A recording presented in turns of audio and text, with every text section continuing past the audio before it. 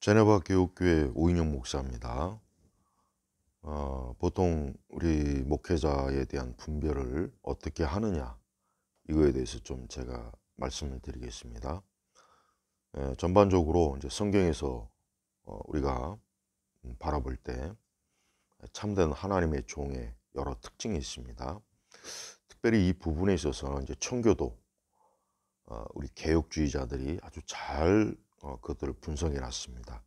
근데 저는 이제 그 중에서 마틴 로이드 존스 목사님의 그 분석, 마틴 로이드 존스 목사님은 20세기 가장 위대한 설교자죠. 제가 볼 때는 기독교 전체 역사에서 스펄천과 로이드 존스 목사님이 가장 위대한 설교자입니다. 물론 당연히 예수님과 이제 사도들을 제외하고 나서요. 특별히 이제 로이드 존스 목사님이 그의 설교 전반에서 걸쳐서 참된 종과 거짓 종의 이 차이점들을 종종 설교 중에 많이 이제 다루었습니다. 그래서 그 부분들에 대한 것들을 제가 이제 종합적으로 한번 좀 다뤄보겠습니다. 물론 사실 더 많은 게 있는데 간략하게 이제 좀 하려다 보니까 몇몇 가지만 제가 좀 추리겠습니다. 우선 무엇보다도 참된 목사는 무엇보다도 죄에 대해서 단호하게 얘기합니다. 죄에 대해서 분명히 얘기합니다. 죄를 지적하지 않고 죄를 말하지 않고 죄에 대해서 언급하지 않는 거는 그 목사는 가짜입니다. 무조건 가짜입니다. 그의 입에서 아무리 꿀처럼 좋은 위로의 말이 와도 그는 분명히 하나님의 종이 아니라 마귀의 종입니다. 죄를 단호하게 말한 분이 누구입니까? 예수님이에요. 우리가 성경 전반에서 하나님께서 죄에 대해서 얼마나 많이 다루십니까? 그러니까 참된 목사는 죄에 대해서 아주 명확합니다. 죄를 자주 지적하고 자주 언급하고 죄에 대해서 아주 명확하게 구체적으로 그런 부분들을 전반적으로 다룹니다. 그 다음은 이제 당연히 뭡니까? 회개죠, 회개. 그냥 단순히 죄만 다룬다고 해서 되는 것이 아니라 회개해야 된다.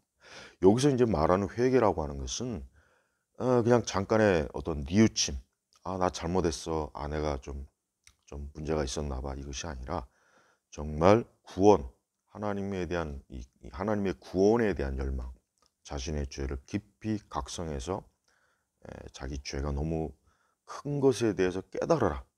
진짜 자기 자신이 죄인이라는 것을 깊이 깨닫고 하나님 앞에 나오도록, 그리스도 앞에 나오도록 그런 회개 요청을 정말 자주 간절하게 합니다. 그 다음은 뭐겠습니까? 거룩이죠, 거룩. 이 거룩입니다. 사실 지금 우리 시대 목회자들의 설교에서 거룩에 대한 거의 안 나오죠. 물론 단어는 나올 수 있어요. 거룩하게 생활하라. 하지만 이 거룩, 정말 하나님 앞에서 우리가 거룩하게 살아야 된다. 거룩하게 신앙생활해야 된다. 거룩하게 하나님에 대한 경외심과 마음을 가지고 하나님을 증거해야 된다 하는 이러한 그 강조점. 그래서 거룩에 대한 강조점을 굉장히 중요하고 자주 반복합니다. 또한 참된 목회자들은 신앙생활에 대해서 자신이 정말 신앙생활하는 그 신자들이, 그러니까 교회를 다니는 사람들이 정말 진정으로 구원받았는지 항상 자기 자신의 그들의 영혼에 대해서 깊이 살피라고, 그 예수 그리스도 앞에서 자신의 영혼을 깊이 돌아보라고, 그렇게, 그러니까 결국은 자기 자신을 진지하게 살펴보라. 막연히 나는 교회 다녀, 나는 신앙생활해, 여기에 머무는 것이 아니라 진짜 내가 예수님 믿는가, 하나님 믿는가, 내가 정말 성령이 내주하는가에 대한 아주 깊이 자기 자신을 살펴보고 분석해 보라, 이렇게 하는 거예요. 그러니까 신앙생활을 그냥 요즘 사실 대부분의 우리 시대의 그 기독교는 그냥 신앙생활이라는 게 그냥 아니합니다. 그냥 교회 나가서 예배드리고 말씀 듣고 그냥 경배와 찬양에서 뭐 찬송 감동적으로 부르고 듣고 즐기고 그냥 뭐 자기 마음에 뭐 잠깐의 감동, 뭐 어떤 약간의 어떤 정서적인 뭐 어떤 위로, 그거를 신앙생활이라고 알고 있죠. 근데 그건 신앙생활이 아닙니다. 그거는 모든 사람들이 가지고 있는 종교적인 그 보편성이죠. 그건 신앙생활이 아니거든요. 그러니까 진짜 예수 그리스도를 믿는가, 자기 자신 십자가에 못 박았는가 하는 것을 또한 얘기합니다. 또한 참된 목사들은 하나님이 얼마나 두려우시고 또 하나님의 진노와 심판, 또 지옥 형벌에 대해서 단호하게 얘기합니다. 그러니까 참된 목사는 반드시 지옥 형벌 심판, 하나님의 진노에 대해서 반드시 얘기합니다. 이제 아까 죄에 대해서 얘기했죠. 바로 그거예요. 그게 그것과 동일하게 지금 연계되는 거예요.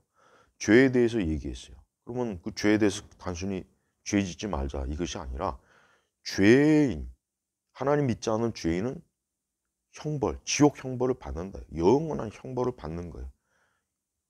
이 땅에서 사람이 살다가 죽음이 왔을 때, 죽음 이후에 그 세계 뭡니까? 하나님의 심판과 형벌이 있어요. 누구에게 있습니까? 자기 죄를 회개하지 않고 예수 그리스도를 믿지 않는 자에게 하나님의 심판과 회개, 형벌이 있는 거예요. 그 지옥 형벌, 영원한 형벌이에요. 영원한 형벌. 아, 자, 보십시오. 오늘 우리 시대 많은 목사들의, 목회자들의 설교를 가만히 들어보면은 그냥 무난해요. 예, 무난합니다. 그냥 듣기 그렇게 거북하지 않고, 그냥 하나님에 대해서, 예수님에 대해서 잘 믿자, 열심히 교회 생활하자, 뭐 기도 많이 하자, 뭐 하나님이 도우실 거다, 함께 할 거다, 또 하나님을 바라보라, 뭐 주를 위해서 열심히 살아라, 헌신하라. 예, 보편적인 그런 내용 다 있어요. 그래서 그런 설교를 듣고 다 나름대로 그래야 되겠구나, 그렇게 하죠. 하지만 그게 기독교의 핵심이 아니에요. 그것은 부차적인 열매입니다. 정말 아까 얘기했지만 자기 자신이 죄를 깨닫고 깊이 각성하고 자기가 정말 지옥에 마땅히 가야 될 저주받은 마귀의, 사단의 자식이 마귀의 노예라는 걸 알고 벌벌 떨며 그리스도 앞에 나와서 회개하고, 이제는 정말 진심으로 거룩하고 순결되게 이 세상과 세대하고 구별된 그런 삶을 사는 거예요. 그런 삶으로 하나님 앞에 나오는 것입니다. 그러니 당연히 이러한 것들을 강조하려면 얼마나, 이게 목사, 지금 같은 이런 세상에서 교회에서 이런 메시지를 전한다는 게 얼마나 그게 사실 부담스러워요. 부담스럽고, 또 교회를 찾는 사람들은 그런 얘기를 듣고 싶어 하지 않죠. 그런 얘기보단 오늘 그냥 나에게 위로를 주세요. 그냥 나를 하나님의 사랑으로 좀 덮어주세요. 그냥 나에게 하나님의 좋으신 걸 좀 말해주세요. 내가 오늘 와서 좀 편안하게 안식을 누리게 해주세요.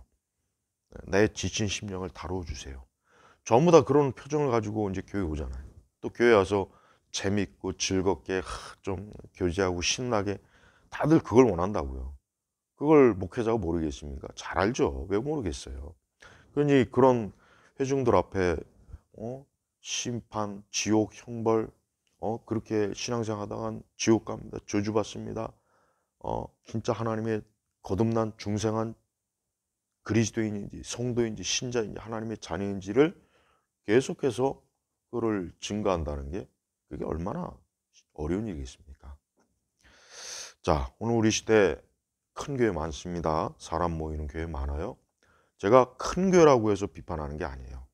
교회가 크니까 무조건 나빠, 아니, 그게 아닙니다. 작은 교회도 마찬가지예요. 교회가 작으니까 다 거룩한 교회? 그것도 역시 아니에요. 작은 교회도 엄청나게 문제가 많아요. 작은 교회들 보면, 교인 숫자 적은 교회들 보면은 아주 뭐 말도 안 되는 일이 많아요. 그러니까 중요한 것은 크고 작고의 규모가 아니라, 진짜 아까 얘기했지만 이러한 메시지를 가지고 하나님을 경외하고 하나님을 사랑하는가, 또 이러한 메시지를 가지고 정말 진지하게 주님을 섬기고, 무엇보다도 자기 죄를 깊이 깨닫고 하나님께 영광을 돌리면서 성결되고 거룩하게 살아가는가. 이게 사실은 설교의 사실 가장 핵심입니다. 무엇보다도 물론 당연히 예수 그리스도를 향한 믿음을 굳건하게 세워줘야 되겠죠. 자, 참된 목사와 가짜 목사의 차이를 꼭 여러분 아셔야 됩니다. 이거 정말 중요합니다. 여러분을 기분 좋게 하고 여러분에게 그냥 따뜻한 사랑과 감동의 말을 해준다고 해서 그가 참된 목사라고 할 수는 없어요.